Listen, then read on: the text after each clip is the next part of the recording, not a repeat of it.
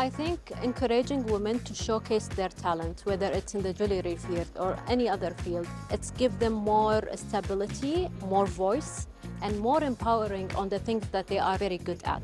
It's very important to have role models because representation matters a lot. I never believed that there is a limit. Whether it's social, cultural, political barriers, I always wanted to embrace change. Hello, welcome to Qatar 365. I'm Adil Halim, and on this episode we meet more women who are raising the bar in their professions, who are shining examples for the people around them. But first, we're here at the Doha Jewelry and Watches exhibition, where all that glitters is gold and gems and diamonds and pearls. Along with celebrating luxury and elegance, the event also put a spotlight on up-and-coming Qatari designers. Laila Humaira got to meet some of those inspiring businesswomen. You can say that Witter Jewelry's signature collection is more than meets the eye. Witter is an Arabic word. It means one, or unique one, or the only one. And that applies to the eye print. Founder and CEO Reem Al-Shamari uses cutting-edge technology to turn each unique print into bespoke pieces of jewelry. As soon as I got the patent, I started working on the first piece, and it was like amazing. It wasn't an easy journey because even capturing the eye print needed like a special studio, and we built that studio. The idea of immortalizing eye prints into gold came from looking deeper into Leonardo da Vinci's Mona Lisa. I realized that eye prints are second to DNA, so every person have their own eye print. Like you and I have two eye prints, not only one. So I thought, why not? Just like no two eye prints are alike, no two jewelry pieces by Witter are ever the same. This uniqueness and exclusivity made Witter stand out at the 20th edition of the Doha Jewelry and Watches exhibition. When it comes to supporting local designers, there's no bigger cheerleader than the Doha Jewelry and Watches exhibition. Every year, the event has a special Qatari pavilion featuring homegrown brands and women-owned businesses. This provides a major launchpad for designers keen on bedazzling the international market. This is not something new for DGWE for the support of the Qatari talent and encourage always the young Qatari artists to continue in such field. And this is something important that the DGWE support and sponsor, and even like host as much as possible, encompassing the Qatari talents with their pieces and special talents that they showcase during the exhibition time. Another designer showcasing her designs is Samira Al-Mulla. The Hessa Jewels collection incorporates traditional Islamic items, capturing the essence and beauty of Arabic women. تصاميمي تمثل تراثي، خصوصاً أنا أنبسط لأن يجون يسألوني عن الأشياء مثل البطولة أو المرود. أبدأ في الشرح لهم هو عبارة عن إيش البطولة وين يستخدمونه، وأنا سعيدة إني أنا أعتبر إني أنا سفيرة، إني أنا أنقل تراثنا عبر الديزاين إلى ثقافات أخرى. Samira, who's also a banker, doesn't see why jewelry can't be both an accessory and an investment, while at the same time a celebration of elegance and femininity. الذهب هو زينة المرأة، في المستقبل هي مثل الثروة يتوارثها الأجيال. مثلي أنا مقتنية مجوهرات من والدتي وجدتي يتوارثها الأجيال، كل ما قدم ارتفع سعره، يعني يعتبر ثروة.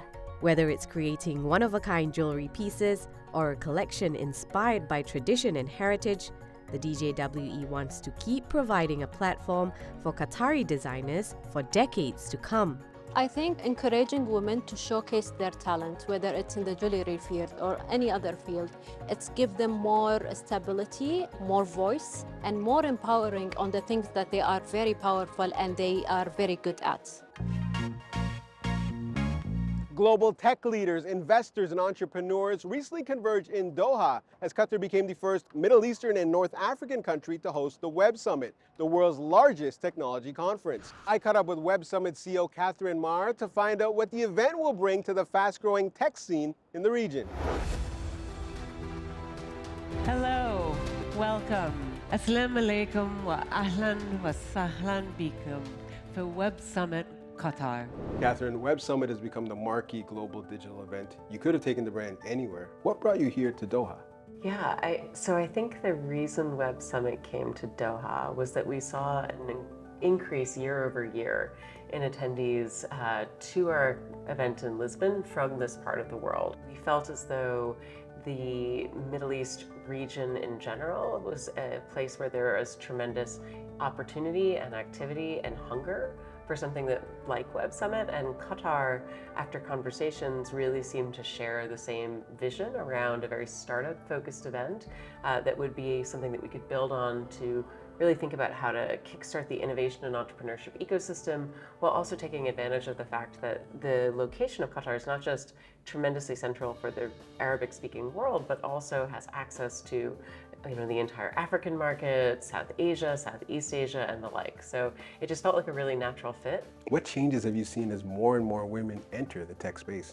Well, women in technology has been a big focus of Web Summit ever since our start. We're known globally for our flagship Women in Tech programs. Our Women in Tech track here in Qatar sold out, which we're really excited about. But 30% of the startups that are attending are women founded. And then, in terms of attendee ratios, we always look to have a really high percentage of female technologists at the events.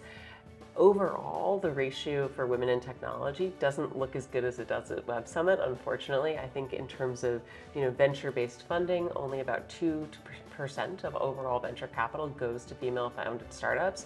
So there's clearly a long way to go, but that's actually one of the things that we're so proud of at Web Summit, is that our commitment to really foregrounding female founders, female entrepreneurs, engineers, technologists, is a way to point the industry towards the opportunity.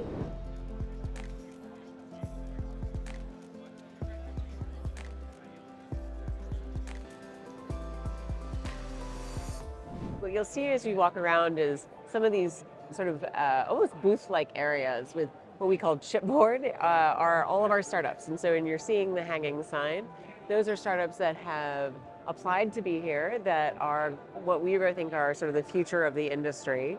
And they're here to give their pitches, presentations, talk about their companies. And so we really think of that as like the core of the Web Summit experience.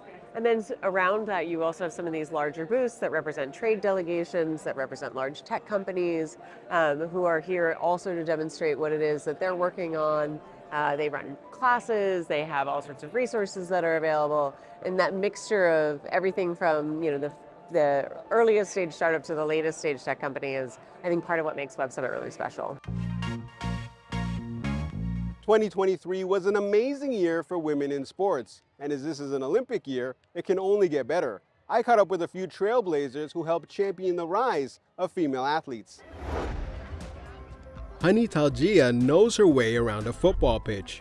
Growing up in Palestine, it's where she found her peace. We grew up in a war zone, in the hopelessness of war. I thought that I could do something, and I was born as a rebel, in fact, actually. I wanted to change the circumstances around me. I never believed that there is a limit. Whether it's social, cultural, political barriers, I always wanted to embrace change. That change came through her passion for football. Hani manages public relations for FIFA, but during her playing days, she was the first captain of the Palestinian women's national team. Football gave me the tool to embrace those barriers and gave me the power and liberated me to come across all these barriers with confidence and with a lot of persistence and a lot of resilience, to just believe that one day I can be somewhere through football. And that's how it all started. I always say, from the streets of Bethlehem to the world stages of FIFA and beyond. Including Doha, where she recently moderated a panel at a forum fittingly called Game Changers. Someone else who's changed the game is Ibtihaj Muhammad. She was the first U.S. athlete to wear hijab while competing at the Olympics and the first Muslim American female to win an Olympic medal. There's a lot of people who don't want to see us, especially in a space like fencing, which historically has been a white sport. So it's nice to know that in those moments where I was competing at the highest level of sport, whether it was at World Championships or at the Olympics, I really felt like I was doing it for the communities that I'm a part of, for the Muslim community, for the Black community, and you know, for women and girls all over the world. No matter what you look like, what your beliefs are, you have and should always have a place in sport. To help with this, Generation Amazing, the legacy initiative of the 2022 World Cup, is on a mission to make sure all children have a place in sports. Through its public outreach and education programs, such as this one on National Sports Day, Generation Amazing is using the transformative power of sports to inspire and empower young people around the world. Paulette Fortes Sanchez says Generation Amazing has programs in 75 countries across 5 continents and has impacted the lives of more than 1 million people. It's very important to have role models because representation matters a lot. So as a young girl, if you see a very successful woman, whether it's in sport or in business or else, it gives you aspiration. It helps as well all these girls to dream big and just to realize that everything or anything is possible. And who better to look up to than a trailblazing Olympic medalist who has inspired others, but is also inspired by the next generation. Oh, I love it. I think that we're in such an important time for Qatar, but also for the region. This is a new era of sport. This is a new era for women and girls in sport. Hopefully, they'll be able to see themselves participate in levels that we can't even imagine. From the playing field to the boardroom to cyberspace, women are breaking new ground in the world of sports, business, and tech. We hope you enjoyed this episode and were inspired by some of the incredible stories of perseverance and determination. That's all the time we have for now. For more, check out euronews.com and connect with us through our hashtag. Thanks for watching, and we'll see you next time on Qatar 365.